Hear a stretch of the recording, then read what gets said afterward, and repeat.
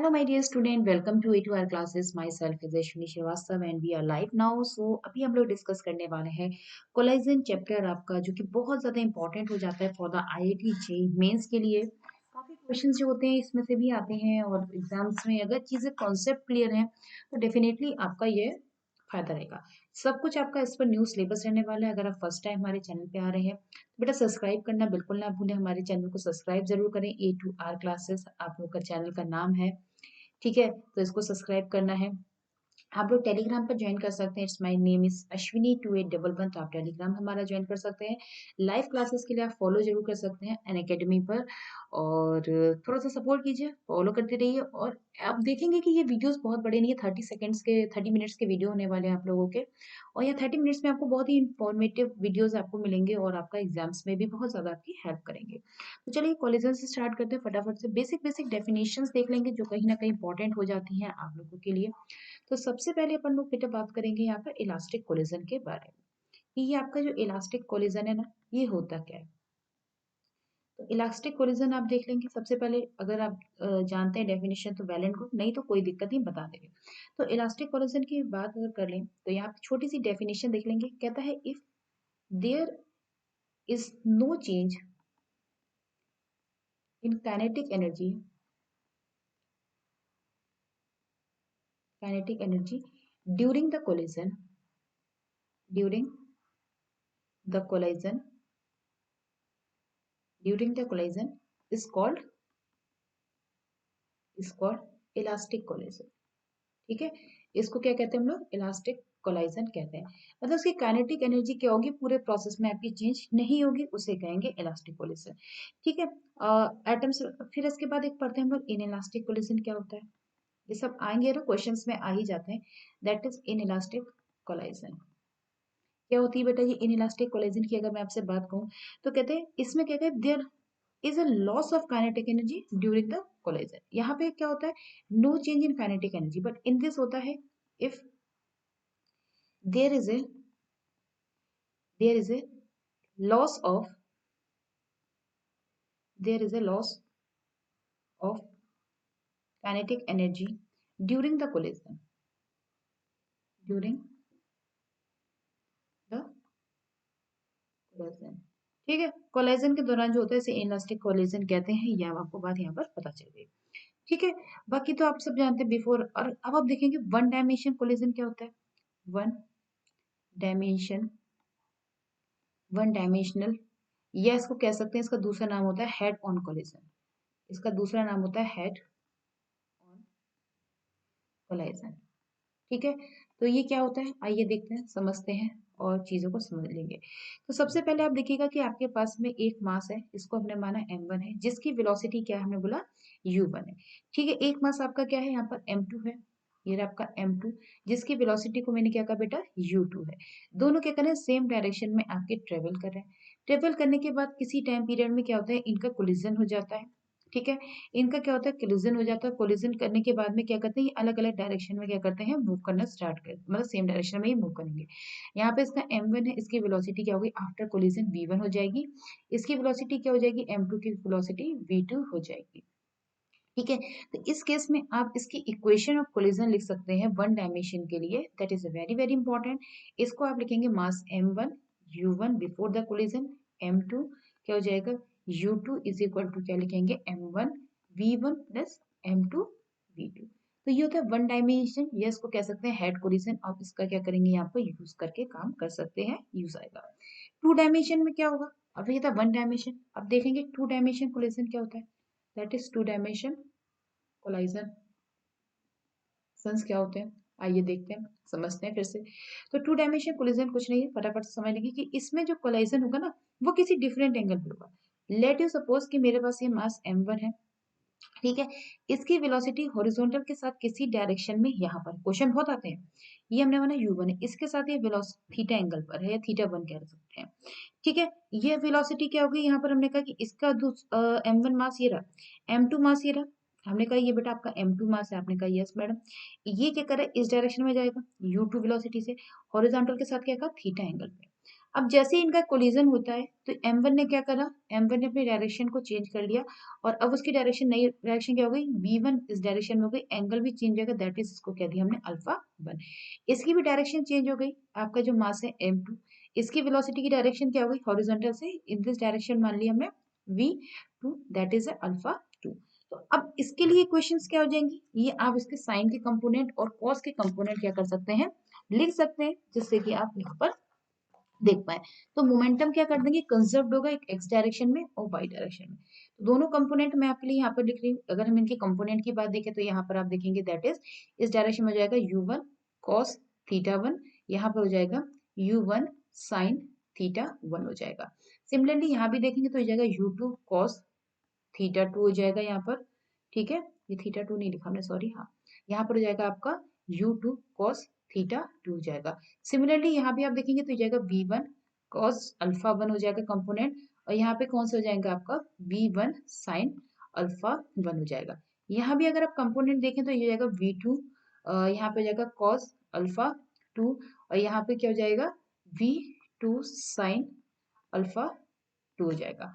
तो अब इसकी इक्वेशन आपको लिखेंगे, मोमेंटम कंजर्वेशन इक्वेशन अगर आपको लिखनी है तो इस केस में हम कैसे लिखेंगे, ठीक है। तो मोमेंटम कंजर्व इन एक्स डायरेक्शन, तो हम लिख देंगे पहले मोमेंटम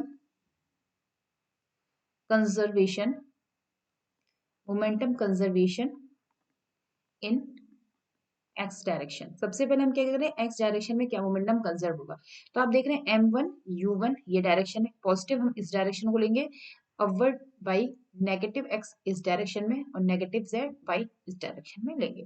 तो m1 u1 cos theta 1 positive हो जाएगा, plus m2 u2 cos theta 2 हो जाएगा, यहाँ पर आप देख पा रहे हैं, ठीक है, कंपोनेंट कंजर्व हो रहे हैं।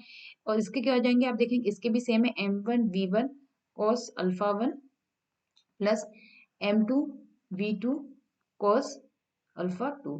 तो ये हो गया एक्स डायरेक्शन में। ऐसे ही आप क्या निकालेंगे, इसका वाई डायरेक्शन में अगर आपको निकालना है तो वाई डायरेक्शन में भी क्या हो जाएंगे कंपोनेंट। अब वाई डायरेक्शन कंपोनेंट केयरफुली देखते जाइएगा। सबसे पहले आप देख रहे हैं इसका, तो क्या हो गया minus of u1 sine theta, तो हम लिखेंगे माइनस u1 साइन थीटा 1 हो जाएगा यहाँ से, प्लस इसके बाद प्लस के साथ हम क्या देखेंगे, ये तो हो गया ऊपर, यहाँ आएगा u2 cos थीटा 2, तो यहाँ से हम लिख लेंगे इसे m2 u2 sin थीटा 2, ये हो जाएगा m2 तो हमने लिखा ही नहीं, sorry sorry sorry sorry sorry, बेचारा हम रह गया, नाराज हो जाएगा, हम कहेगा भाई हमें क्यों नहीं दिया, हमसे कौन सी दुश्मनी निभाती है ना। माइनस m1 ये हो गया, ये हो जाएगा आपका, यहाँ से आप देखेंगे ये हो गया m2 u2, ये हो जाएगा आपका साइन थीटा 2, क्योंकि वो क्या हो रहा है अपर डायरेक्शन में, देखिए ये रहा आपका अपर डायरेक्शन में, दिख रहा है कि नहीं दिख रहा है। अब इसका ये पॉजिटिव, इसका फिर से नेगेटिव, तो इज इक्वल टू अगर मुझे इक्वेशन लिखनी है तो क्या लिख देंगे, m1 v1 sin alpha 1, m1 v1 sin alpha 1 हो जाएगा, वहां से हो जाएगा m2 v2 sin अल्फा 2 हो जाएगा, ठीक है। तो दोनों हो गया, तो ये आपकी इक्वेशन आती है। नेक्स्ट आता है आपका कोफिशिएंट ऑफ रेस्टिट्यूशन कहते हैं जिसे हम, कोफिशिएंट, जिसे ई से आप देखते हैं, कोफिशिएंट ऑफ रेस्टिट्यूशन, जिसे आप स्मॉल ई से भी रिप्रेजेंट करते हैं, क्या होता है कैसे निकाल लेते हैं। तो इसका जो फॉर्मूला होता है, क्या कहते हैं, आफ्टर द कोलिजन हम जो वेलोसिटी देखते हैं उसका रेशियो, और क्या होता है बिफोर द। तो फॉर्मूला लिख लेते हैं directly, velocity of separation, velocity of separation की बात करता है after the collision, after collision होती है डिवाइड अपॉन क्या होती है, velocity of approach before collision, ठीक है। तो आफ्टर पहले याद रखेंगे, ए पहले आता है तो ए को याद रखो, ए ऊपर आएगा बी नीचे आएगा, ए और बी, आफ्टर अपॉन बिफोर, याद रखेगी ट्रिक है, ए पहले आएगा तो ए ऊपर, आफ्टर बिफोर पहले, आफ्टर में क्या है बी है वेलोसिटी, तो यहाँ माइनस साइन के साथ क्या जाता है v2 माइनस v1 अपॉन क्या जाता है यहाँ से u2 माइनस u1, ठीक है। तो ये होता है आपका ई का फॉर्मूला। सबके लिए इसकी वैल्यू क्या होती है, अलग अलग होती जाती है। तो चलिए देख लेते हैं किसकी कितनी वैल्यू होती है।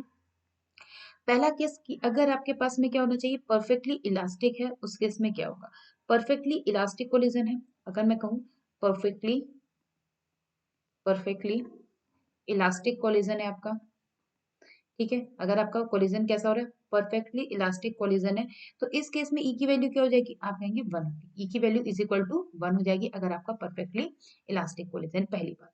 दूसरी बात, अगर आपका क्या है, परफेक्टली इनइलास्टिक है, अगर आपका कैसा है, ये परफेक्टली इनइलास्टिक कोलिजन है, इनइलास्टिक कोलिजन है, उस केस में क्या कहेंगे, तो आप कहेंगे इज इक्वल टू क्या हो जाता है आपका, 0 हो जाएगा। Madam is it clear?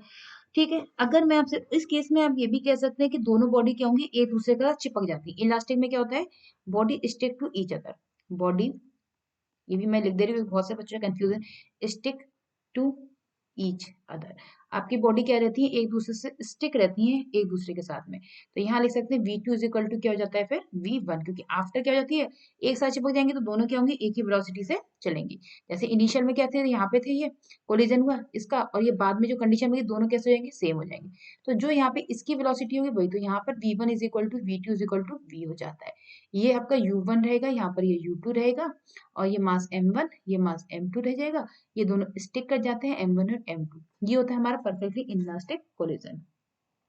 Perfectly elastic और परफेक्टली इनइलास्टिक कोलिजन की बात करते हैं। Do not occur the nature, जैसा कि आप जानते हैं दोनों चीज नेचर में नहीं एग्जिस्ट करती है।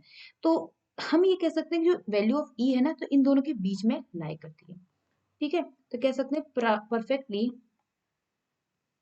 परफेक्टली इलास्टिक, परफेक्टली इलास्टिक और perfectly inelastic, perfectly elastic and perfectly inelastic collision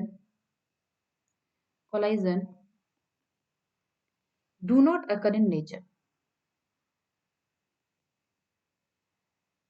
occurs in nature। Means आप यहाँ पर ये कह सकते हैं कि ये जो वैल्यू है ना, नेचर में कहीं सस्टेन नहीं करती है।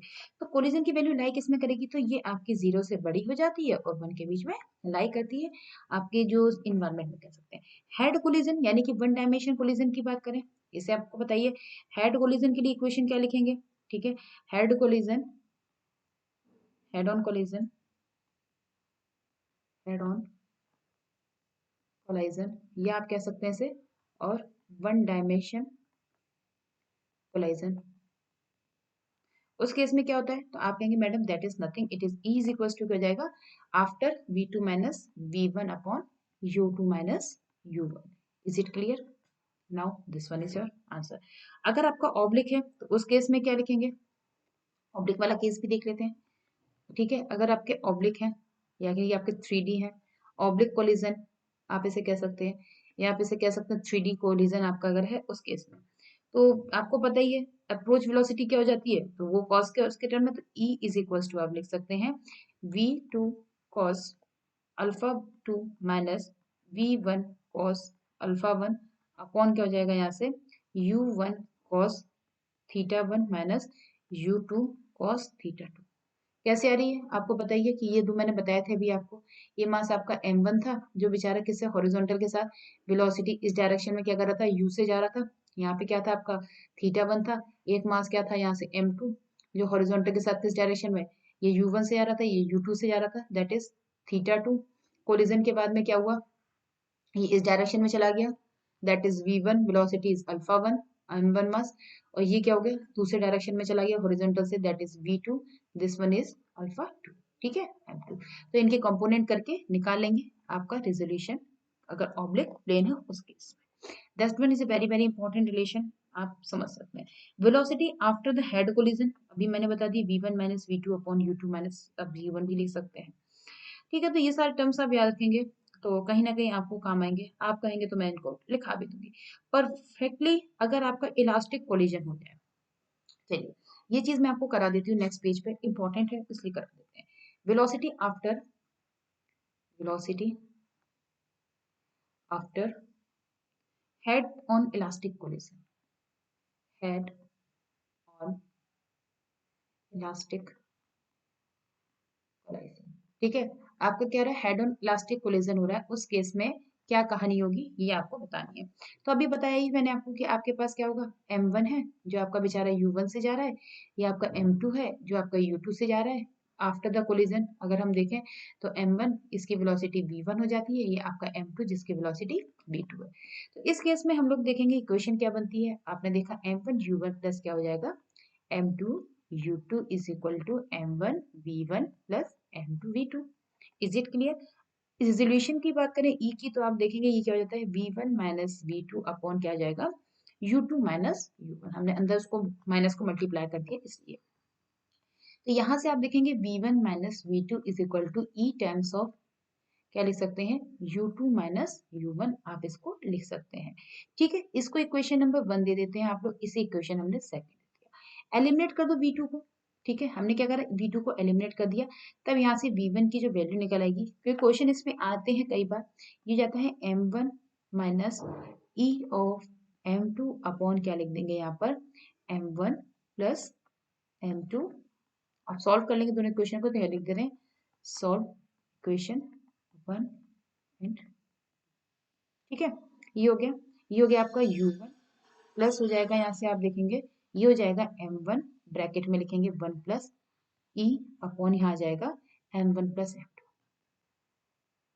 ठीक है, now put this value is u। ठीक है, यूजिंग कर दो दोनों इक्वेशंस को, ये क्वेश्चन 1 2 और ये हो गई आपकी 3 क्वेश्चन आ जाएगी। अब 3 को भी यूज करके हम फिर हमने निकाल लिया v2 निकाल देंगे, तो यहाँ से v2 आ जाएगा प्लस में हो जाएगा m1 यहाँ ब्रैकेट में आ जाएगा 1 प्लस ई अपॉन क्या हो जाएगा m1 plus m2 into u1 plus m1 sorry m2 यहाँ m2 हो जाएगा m2 माइनस ई m1 अपॉन क्या हो जाएगा m1 प्लस m2। इस एक फॉर्मूले को याद रख लेंगे, सेकंड अपने आप ही आपका फॉर्मूला क्या हो जाएगा जनरेट हो जाएगा, इंटू क्या हो जाएगा that is u1, that is equation number 4। तो ये 4 इक्वेशंस हैं, इनसे ही आपका काम होगा। अगर परफेक्टली इलास्टिक है तो ई की वैल्यू क्या हो जाएगी 1 हो जाएगी। ठीक है, अगर क्या हो जाए परफेक्टली परफेक्टली इलास्टिक कोलिजन हो जाए, परफेक्टली इलास्टिक कोलाइजन हो जाए, अगर आपका इलास्टिक कोलाइजन हो जाए इट मीन्स आप क्या कहेंगे कि जो वैल्यू ऑफ ई है ना वो क्या हो जाएगी आपकी 1 हो जाएगी।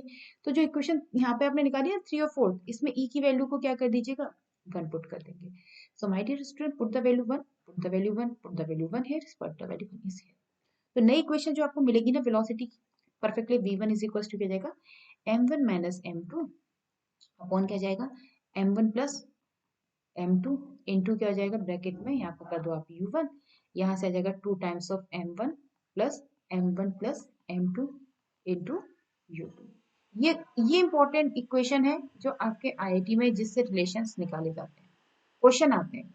ठीक है, आपको निकालनी है वेलोसिटी ऑफ 2, तो इसको क्या कहेंगे that is twice of m1 upon क्या हो जाएगा m1 प्लस m2 इंटू क्या हो जाएगा यहाँ से आप देखेंगे that is into u1 plus यहाँ से आप देखेंगे m2 माइनस m1 अपॉन क्या हो जाएगा यहाँ पर m1 प्लस m2 इंटू क्या हो जाएगा दैट इज u2। तो यहाँ से निकाल सकते हैं। अब कुछ स्पेशल रिमार्क देख लीजिए, स्पेशल केसेस अगर दोनों बॉडी की वजह सेम मास की जाती है, इफ बोथ बॉडी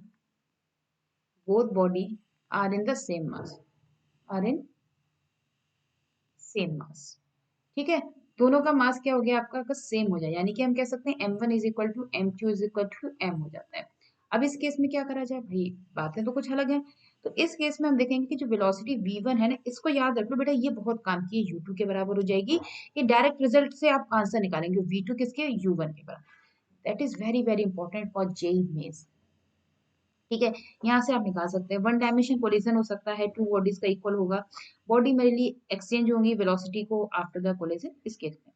ठीक है, पहली बात समझ आ गई। अगर क्या कहते हैं कि वन बॉडी, अगर कहते हैं वन बॉडी का एक केस और लगा देते हैं, केस और करा देते हैं। If one bodies, if one of the bodies, one of the, पहले मैं सोच रही थी ना कराऊं पर मैं करा दूं, वन ऑफ द बॉडी से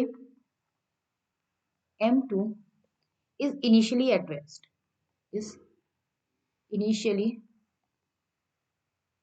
at rest। ठीक है, तो उस केस में क्या देखेंगे कि जब इनिशियली रेस्ट में आ गई m2 तो उसका u2 क्या हो जाएगा जीरो हो जाएगा कि नहीं जाएगा। ये आपका क्या था m1 जिसकी वेलोसिटी क्या थी u1 थी। ये m2 था जिसकी वेलोसिटी क्या थी u2। इसको जीरो किया तो u2 जीरो हो जाएगा। तो इस केस में अगर वेलोसिटी v1 की अगर आप बात करें है तो वो क्या बचेगी आपकी m1 माइनस m2 अपॉन क्या बच जाएगा m1 प्लस m2 इंटू क्या बचेगा यहाँ पर आपका u1 आ जाएगा। ठीक है, क्योंकि आप देख पा रहे हैं नीचे हमेशा याद रखिएगा जो अपॉन में आएगा वो प्लस में ही चल रहा है। v2 कैसे निकाल लोगे आप बोलोगे मैडम इसमें हो जाएगा 2 times of m1 u1 upon क्या हो जाएगा m1 plus. Okay, done, it's clear. अगर यही बात कर दी कि एडिशन m1 m2 दोनों बराबर हो जाए, ठीक है, अगर मैं कह दूं आपसे कि m1 is equal to m2 is equal to आपका m हो जाए, उस केस में तो उस केस में याद रखिए वेलोसिटी v1 हमेशा जीरो हो जाएगी। ठीक है, और v2 इज इक्वल टू क्या कह सकते हैं इस केस में इक्वेशन हमेशा याद है v2 इज इक्वल टू क्या हो जाता है u1 हो जाता है। कुछ टर्म्स है याद रखेंगे तो इतने से काम आपका होता जाएगा, चीजें समझते जाएंगे और आपको हेल्प भी मिलती जाएगी चीजों से क्या क्या दिए। काइनेटिक एनर्जी वाला फंडा तो पता ही होगा। Kinetic energy before the collision after the collision relation क्या होता है, ये भी कभी कभी आ जाता है, तो ये भी मैं आपको करा दे रही हूँ। Kinetic energy, kinetic energy before and after the collision, before and after collision question आया था एक आईआईटी जेईई मेंस में, तो उसके बिहाफ मैंने ये कॉन्सेप्ट भी आपका इसमें यहाँ पर इंक्लूड कर दिया है। ठीक है, तो इनिशियल काइनेटिक एनर्जी क्या हो जाएगी के इनिशियल लिख देते हैं। के इनिशियल यहाँ से आप देखेंगे 1/2 m1 u1 स्क्वायर हो जाएगा। ठीक है, फाइनल काइनेटिक एनर्जी क्या हो जाएगी कोलिजन के बाद, तो आप देखेंगे 1/2 m1 v1 स्क्वायर हो जाएगी। दोनों की निकाल दें initial upon final kinetic energy का रेशियो, तो यहाँ से आप काट देंगे तो यहाँ क्या बचेगा आपका देखेंगे दैट इज u1 का स्क्वायर अपॉन v1 का स्क्वायर बचेगा। ठीक है, तो यहाँ से देख सकते हैं एक तो ये फॉर्मूला आपका काम कर, अगर चेंज पूछ ले, अगर चेंज पूछ ले दोनों का चेंज, तो के इनिशियल माइनस के फाइनल आप चेंज निकाल सकते हैं। ये हो जाएगा चेंज इन काइनेटिक एनर्जी, इसे कहते हैं हम लोग change in kinetic energy in percentage, कितना परसेंट चेंज हो रहा है इसके लिए। ये हो जाता है 1 - v1 square upon u1 square into 100 कर देंगे तो आ जाएगा। फ्रैक्शनल डिक्रीज की अगर हम बात करें, ठीक है, फ्रैक्शनल से हम डेल्टा के भी कह सकते हैं, डेल्टा के कह सकते हैं, fractional decrease in kinetic energy of m1, हम m1 के लिए निकालना है m2 के लिए भी निकाल सकते हैं। ये जाके डेल्टा के अपॉन क्या लिख देंगे हम इसे के इनिशियल कर देंगे, तो यहाँ से आ जाएगा 1 - v1 square upon u1 square. ठीक है, तो ऐसे आप निकाल सकते हैं। अगर u2 जीरो है उस केस में हमने ये सारा काम कर लिया। ठीक है, अगर मैं कह दूं कि आपका u2 भी जीरो हो जाए, आप कहते हैं u2 आपका क्या हो रहा है जीरो हो जा रहा है, तो उस केस में क्या करेंगे आप कहेंगे v1 अपॉन u1 निकाल लेंगे, यहाँ से आ जाएगा आपका m1 माइनस m2 अपॉन क्या हो जाएगा that is m1 plus m2 हो जाएगा। तो यहाँ से हम कह सकते हैं डेल्टा काइनेटिक एनर्जी का जो चेंज है ना इनिशियल में, दोनों का डिफरेंस क्या हो जाएगा 1 - m1 माइनस m2 का होल स्क्वायर अपॉन क्या हो जाएगा यहाँ से m1 प्लस m2 का। ठीक है, तो और इसको सिंपलेस्ट फॉर्म में लिख सकते हैं that is 4 times of m1 m2 upon क्या जाएगा m1 प्लस m2 का। ठीक है, तो ये कुछ फॉर्मुलेज हैं, तो आप इनको देखेंगे तो ये आपका इतने में काम कर देंगे, बहुत आपके बेनिफिशियल रहेंगी चीजें। ठीक है, तो ये आपकी बहुत काम काम की चीज थी जो मैंने आपको यहाँ पर सारी की सारी वन जगह क्या कर दी है कलेक्ट करवा दी है, जिससे आप कुछ काम को आसान अपने बना लेंगे। ठीक है, एक फॉर्मूला और लिखा देते हैं अगर आपकी हाइट की बात आ जाए, क्योंकि ये भी क्वेश्चन आ जाते हैं। Height of attain, height attain, height attain after after an impact is, अगर एन टाइम इम्पैक्ट करे, आज ही मैंने क्वेश्चन कराया था इस तरीके का, h n is equals to e to the power 2n into h कर देंगे, डायरेक्ट आंसर निकाल देंगे। ठीक है, ये फॉर्मूला ये स्पीड ऑफ रिबाउंड, मतलब क्वेश्चन सॉल्व ही नहीं करना है, बस फॉर्मूला रख देंगे आंसर निकालेंगे। Speed of rebound, speed of rebound after after nth impact is. ठीक है, अगर आपका nth इम्पैक्ट हो रहा है उस केस में, तो यहाँ से क्या हो जाएगा, that is v n is equals to e to the power n under root of 2gh। तो डायरेक्ट फॉर्मूला बेस्ड आप निकाल सकते हैं। टोटल डिस्टेंस निकाल लेंगे, नेक्स्ट पेज पे लिख देते हैं।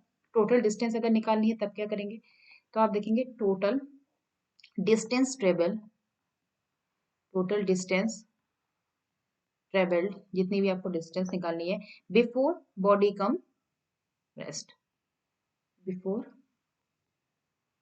Body comes rest. ठीक है, तो इस केस में आप हमेशा याद रखेंगे, फॉर्मूला लगा देंगे, जितनी भी आपकी हाइट एच है 1 + e² अपॉन 1 - e²। ये बेटा मैंने शॉर्ट ट्रिक दे दी है फॉर्मूलेस की, जिससे कि कभी अगर क्वेश्चन अगर आपका आता है तो टाइम अपना क्या कर सकते हैं, आप सेव कर सकते हैं। नेक्स्ट क्लास में मैं आपको कुछ यूजफुल ट्रिक्स बताऊंगी जो आपके इस चैप्टर को क्या करते हैं, बहुत इजीएस्ट वे में पूरा कवर कर देंगे। ठीक है, तो ये चैप्टर के बाद नेक्स्ट जो चैप्टर आपका डिस्कस रहेगा वो आपके क्या रहेगा, वर्क पावर के बाद हमारा रहेगा रोटेशनल। रोटेशनल मोशन के बाद में आपका फ्लूइड मैकेनिक्स रहेगा, सॉलिड रहेगा, ये सब रहेगा। तो अगर आपने हमको फॉलो नहीं किया है, सब्सक्राइब नहीं किया है, तो my dear student subscribe please. My name is Ashwini Srivastava. A to R class को आप क्या करेंगे, सब्सक्राइब जरूर कीजिए। ठीक है, सब्सक्राइब जरूर कीजिए, आप ही के बेनिफिट के लिए। आप वीडियोस को देखते रहेंगे, आप हमें मोटिवेट करेंगे, तो डेफिनेटली और अच्छे अच्छे वीडियोस मैं आपके लिए लेकर आऊंगी। Bye bye, take care, have a nice day, thank you.